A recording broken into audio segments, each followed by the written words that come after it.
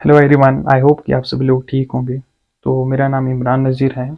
जैसे कि आपको पता है कि हम हर रोज़ आपके लिए कुछ नए वीडियोस लाते हैं जिनमें हम आपको क्वालिटी एजुकेशन देने की कोशिश करते हैं, वो भी बहुत कम टाइम में।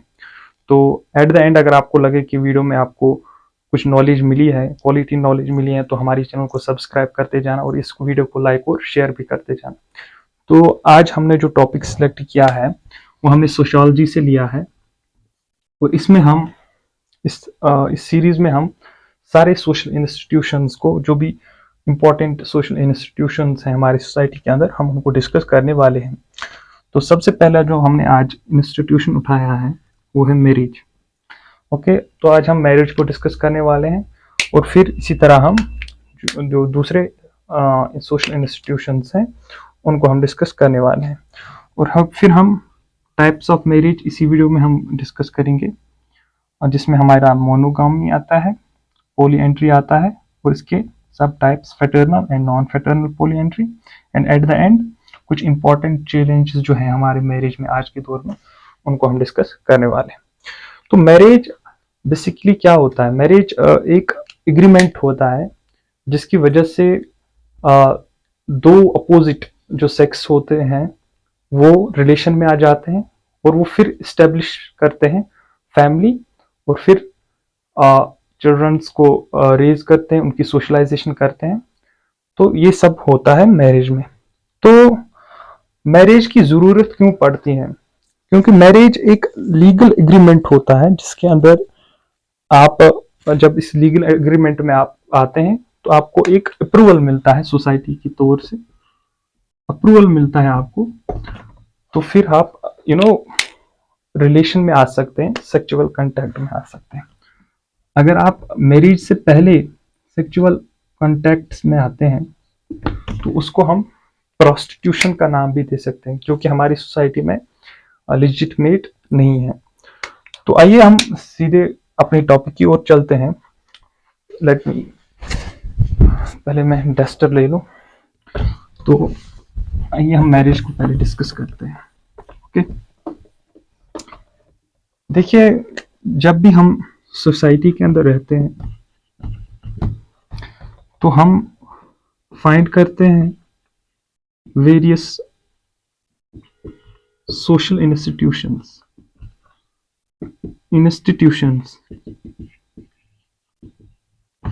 और उन सोशल इंस्टीट्यूशंस में हमारे पास formal as well as non formal social institutions होते हैं। ओके, और कुछ उनमें से एसेंशियल होते हैं और कुछ नॉन एसेंशियल। ठीक है, तो अब ये मैरिज किस वाले इंस्टीट्यूशन में आता है? ये फॉर्मल है, नॉन फॉर्मल है, बता रहा हूं मैं आपको। हमारा मैरिज जो है ये एक नॉन फॉर्मल सोशल इंस्टीट्यूशन है। Okay,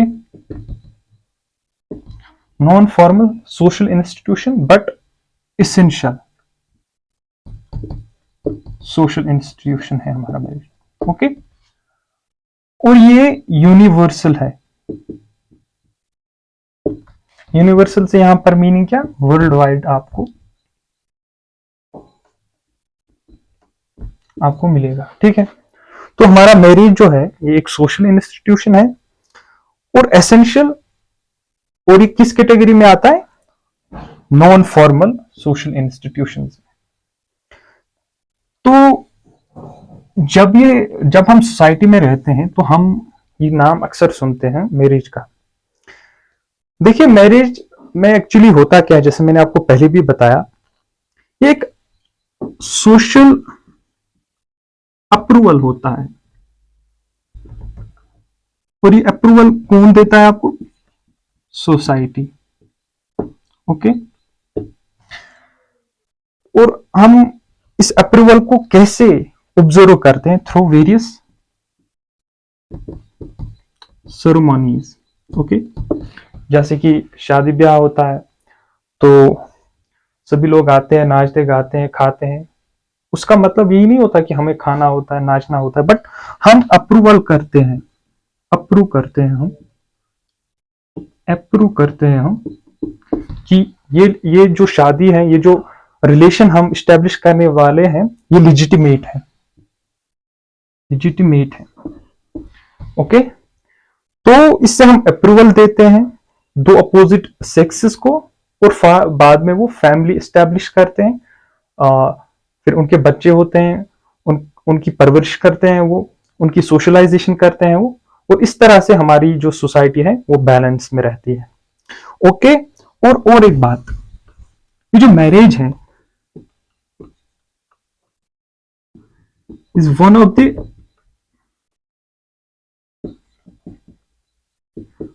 oldest social institution.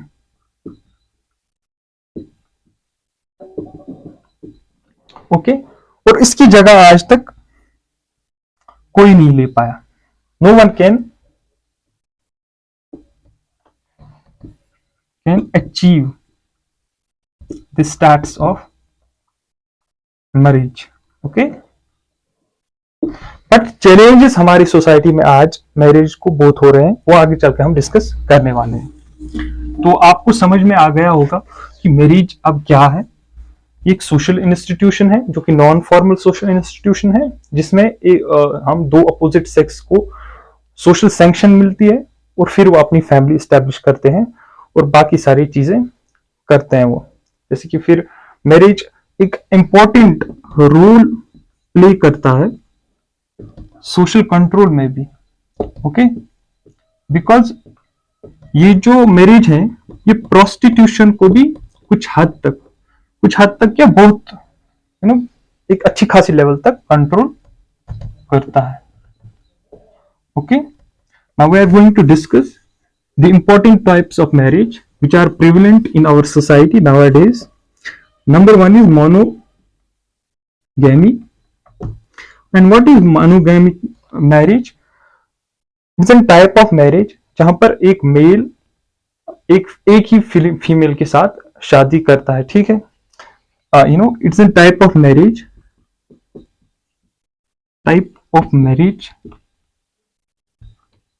in which one male marries with only one woman. आप इसका अपोजिट कर सकते हैं, one woman marries with one man. Okay, तो ठीक है, पहला हमारा मोनोगैमी आ गया। ये तो आपको अब पता लग गया ही होगा कि मोनोगैमी मैरिज कौन सी टाइप मैरिज होती है, जिसमें एक मेल या एक वुमेन जो है एक ही मैन के साथ शादी करते हैं, या एक मैन एक वुमेन के साथ शादी करती है। ठीक है, आगे बढ़ते हैं। अब हमारा दूसरा आता है पॉलीएंड्री।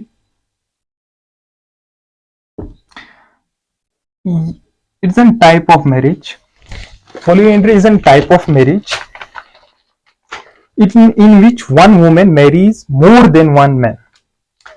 इसमें वन वुमेन जो है वो one woman marries with more than one man. Okay, more than one man at a given time.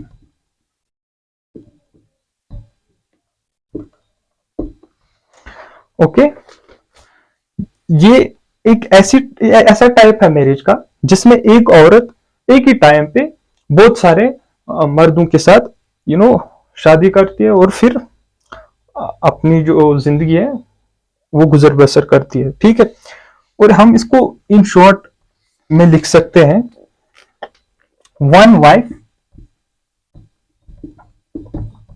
Money husband.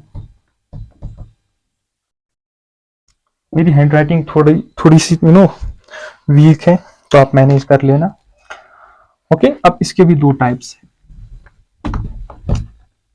Polyandry के हमारे पास दो टाइप्स हैं, fraternal okay, fraternal polyandry and non-fraternal polyandry। Shortcut में लिख रहा हूं क्योंकि मेरे पास जो स्पेस है बोर्ड की वो बहुत कम है, तो आप मैनेज कर लेना। देखिए फ्रेटर्नल पॉलीएंड्री में क्या काम होता है, ये जो वन वुमेन होती है ना, इसके जो हस्बैंड्स होते हैं, जो कि मोर देन वन हस्बैंड होता है पॉलीएंड्री में, तो हमने पता कर ही लिया। इस फ्रेटर्नल पॉलीएंड्री में काम होता है, फ्रेटर्नल पॉलीएंड्री वन वुमेन और इसके जो बाकी सारे हस्बैंड होते हैं, जो मोर देन वन होते हैं, मोर देन वन होते हैं, वो ब्रदर्स होते हैं। ओके, यहां पर जो एक औरत के बहुत मतलब एक से ज्यादा हस्बैंड हैं, वो ब्रदर्स हैं आपस में, ठीक है। और जो कि डेवलप करते हैं sexual relation with this one woman. Okay, और जो बच्चा होता है वो ट्रीट करा जाता है एल्डर ब्रदर का। ओके, इतना ही है इसमें फ्रेटर्नल पॉलीएंड्री में। अब नॉन फ्रेटर्नल पॉलीएंड्री में हमारा क्या आ जाता है, नॉन फ्रेटर्नल पॉलीएंड्री में काम क्या होता है, यहां पर हस्बैंड जो होते हैं ना, वो ब्रदर्स नहीं होते, ठीक है। यहां पर हस्बैंड जो होते हैं वो ब्रदर्स नहीं होते हैं, वो डिफरेंट फैमिली से बिलोंग कर सकते हैं, और जो कि सेक्सुअल रिलेशंस डेवलप करते हैं इस एक वुमेन के साथ इन टर्न्स। ओके, तो ये हमारे इसके इंपॉर्टेंट टाइप्स आ गए। अब हम कुछ चैलेंज को डिस्कस करेंगे।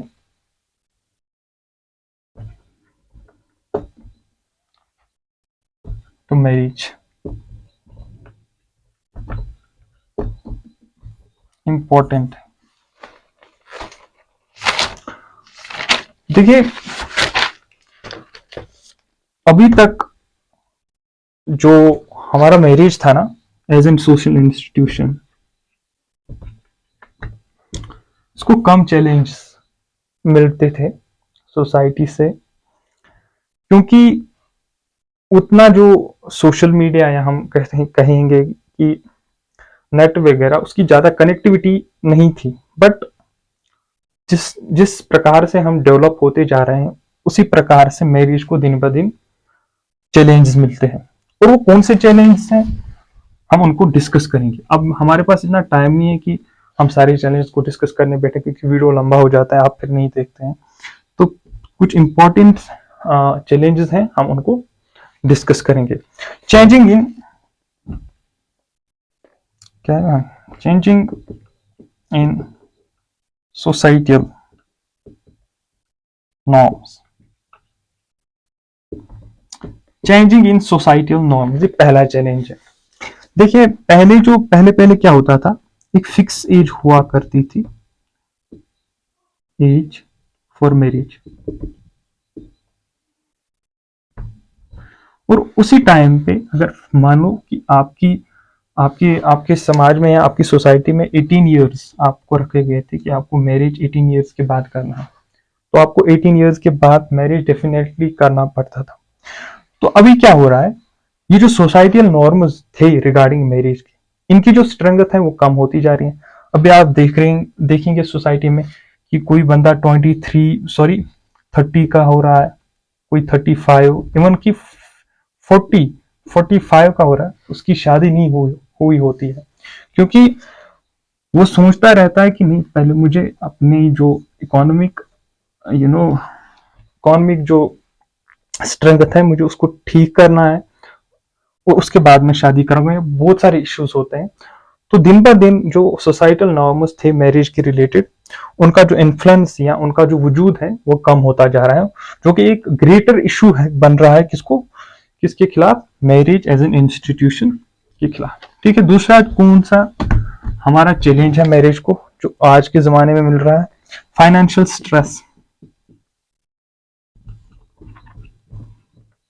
फिर से वही बात, कपल्स चाहे मेल या फीमेल हो, दोनों इंडिपेंडेंट होना चाहते हैं फ्रॉम, नो इंडिपेंडेंट होना चाहे इकोनॉमिकली, इकोनॉमिकली फ्रीडम चाहते हैं वो।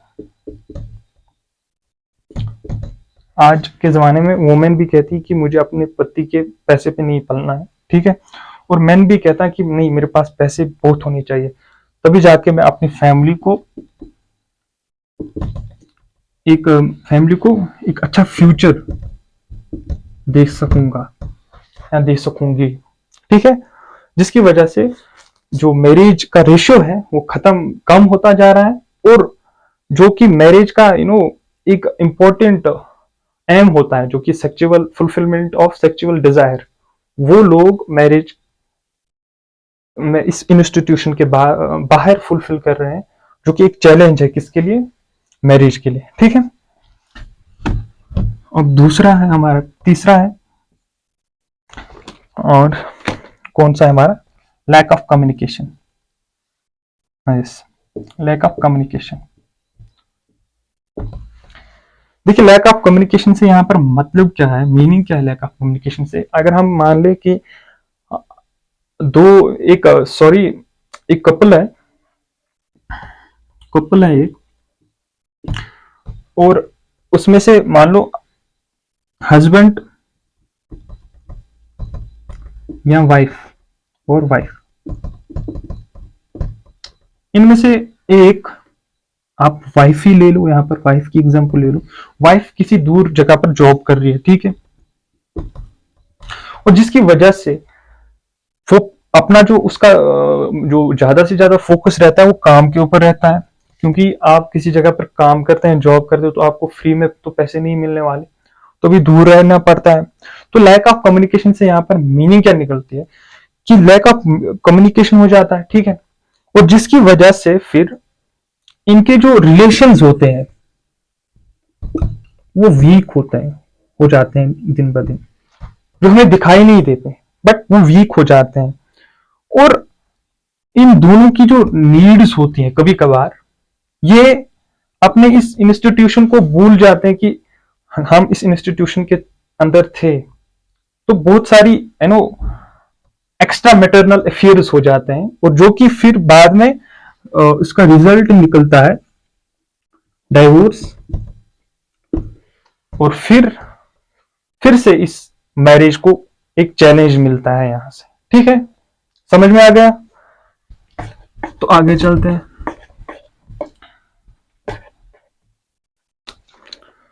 Gender role,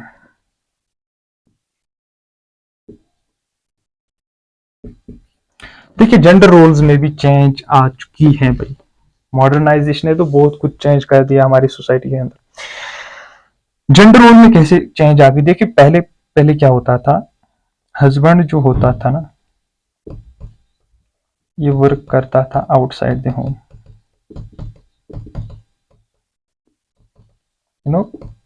in factories etc.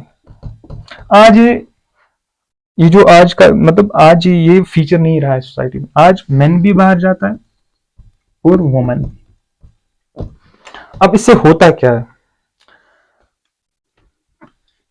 अभी वुमेन बाहर है काम करने के लिए, ठीक है, अब जो घर का काम है वो किसको करना है, मेन को, और जिसकी वजह से क्लैश आ जाता है, मैन घर के कामों में बिजी हो जाता है, और इम्बैलेंस जब हो जाता है इन जेंडर रोल्स में,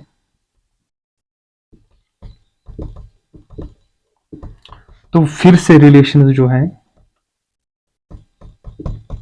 वीक हो जाते हैं, और रिजल्ट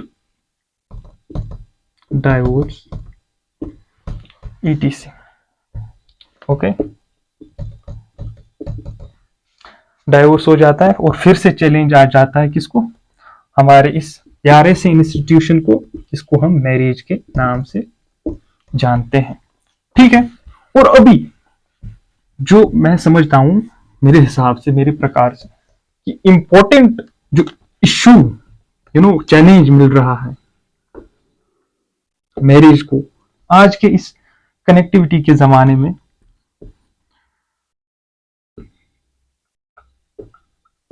वो है इंटरनेट देखिए, इंटरनेट कनेक्टिविटी ने आसान कर दिया है। देखिए, अगर आप मैं एक एग्जांपल लेता हूं, एक जोड़े की, यानी कि हस्बैंड वाइफ की, जो कि इस इंस्टीट्यूशन में पहले से ही आ चुके हैं।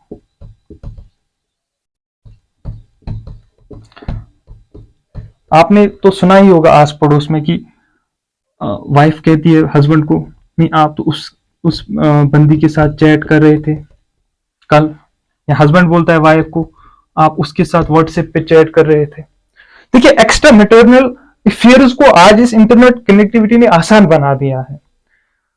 एक कपल जो कि एक मैरिज इस इंस्टीट्यूशन में पहले से ही आ चुके हुए होते हैं, वो अब एक्स्ट्रा मैटरनल जो अफेयर्स हैं वो आसानी के साथ बना पा रहे हैं through with the help of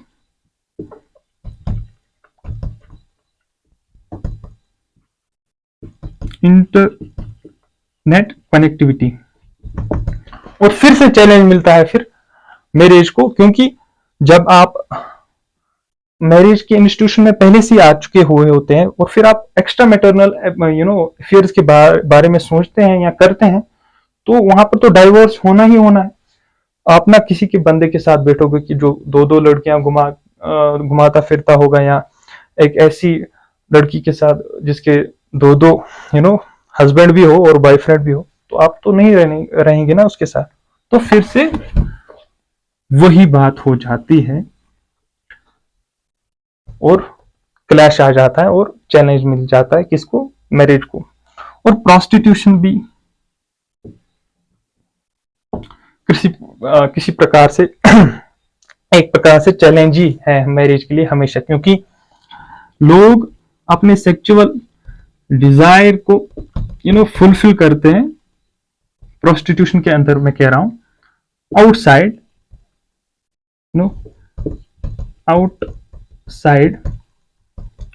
this beautiful institution.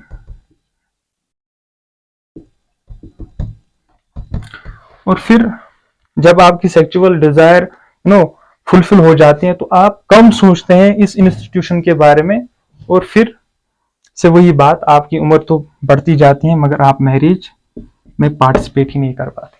तो ये आज का जो लेक्चर था इसी के बारे में था, मैरिज के बारे में। तो आने वाले समय में हम और भी इंस्टीट्यूशंस को टच करने की कोशिश करेंगे। आई होप कि आज के इस वीडियो में आपको थोड़ा कम ही नॉलेज बट क्वालिटी नॉलेज मिली होगी। तो हमारी इस जर्नी को कंटिन्यू रखने के लिए आप हमें हेल्प कर सकते हैं। आपको कुछ नहीं करना है, सब्सक्राइब करनी है हमारे चैनल और हमारी वीडियो को लाइक और शेयर करना है, ताकि हम अपनी इस जर्नी को स्टार्ट रख पाए जिस तरह से हमने स्टार्ट करा था, और उसी तरह से उसी पेस के साथ हम इसको स्टार्ट रख पाए और इसको हम किसी लेवल तक पहुंचा सकें। तो मिलते हैं अगली वीडियो में, तब तक के लिए गुड बाय।